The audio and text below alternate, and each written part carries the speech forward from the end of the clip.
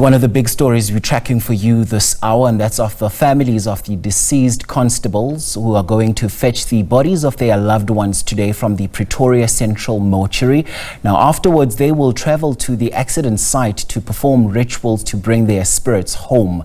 Keamogetswe Buys, Boipelo Senoge and Cebekhulu Linda had been reported missing for several days before their tragic discovery in the Hennops River in Centurion. For more on this now, we take you to SABC News reporter Clavin Dludla, who's joining us in Pretoria. So, Clavin, a step closer to some sort of closure for the families.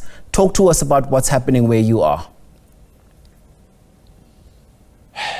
Good morning to you, Mxolisi, and to our SABC viewers at home. You'd remember when we were doing a live headline read at 9 o'clock with you, I mentioned that you were expecting the family members of the 3 constables that you mentioned. Now I can confirm to you and the viewer at home that those families have just arrived here. Let me just step out of shot so that my colleague can just show you police officers, senior managers from the South African Police Service, and I can confirm to you now that the family members have arrived here to take the bodies of their loved ones back home in the Free State province. I spoke to one of the officials who wanted to remain anonymous inside here. He did mention that he is the one who is responsible for taking these family members for a very short briefing, and then after that they will be sent to identify the body so that they can try and avoid the mistake that normally happens. They want to make sure that they correctly identify the bodies. Then those bodies will be taken back home. It's a somber moment. You would understand that we are talking about an incident that took place last week. 3 police officers whose bodies were recovered from Hennops River will be honored with official funerals, as you have mentioned.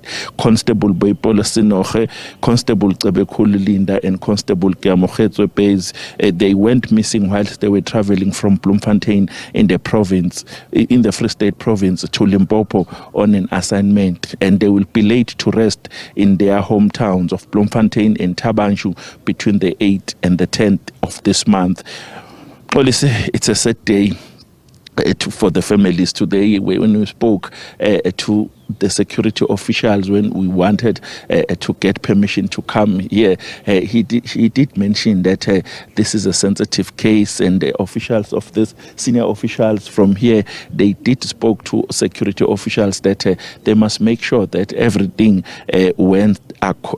goes according. The 3 officers that I'm talking about were assigned to Uvalumkoti operation, an operation that is aimed at tackling illegal mining in various hotspots nationally when they went missing last Wednesday.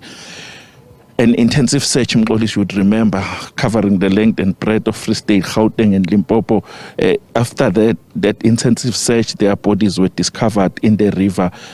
Authorities also discovered the body of an identified man and that of a SABC employee attached to the Lindleton police station along the same stretch of water. Police stressed that investigations were ongoing and that the cause of death had not yet been determined. So now what we are waiting for is to just monitor the proceedings. As my colleague showed you, police officers here, we were told that we are not allowed to film that processing. So we will respect that because it's a sensitive matter. So we will try and ask if maybe they will allow us maybe to speak to them, the family, so that we can be able to get their side.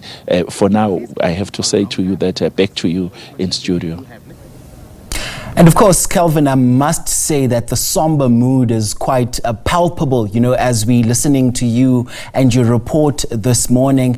Do we know what went into preparing for this moment, to preparing for this operation where these families will be making their way there? Talk to us about that process, if we're privy to it.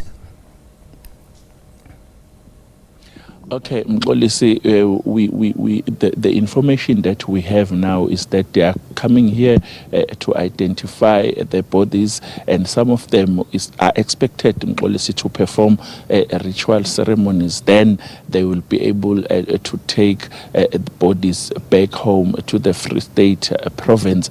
I was told that some of them will have a sort of a memorial service around Pretoria, because they arrived this morning and they went to have a breakfast at a police training college not far from where we are, and then they came here, as I told you, and they will go and identify the bodies, and then some of them, as I have mentioned, they will perform rituals, and then they will take bodies back home. But the full process of this, as you are asking, we will get more clarity and more information from the families themselves. Oh yes, for sure. That's it, Calvin. And of course, we saw throughout the course of the week, you know, when the constables were positively identified. I think it was one of the uncles for Constable Linda that was the first one to officially come on record to say that he had positively identified his loved one. Do we know which family members have since arrived at this moment?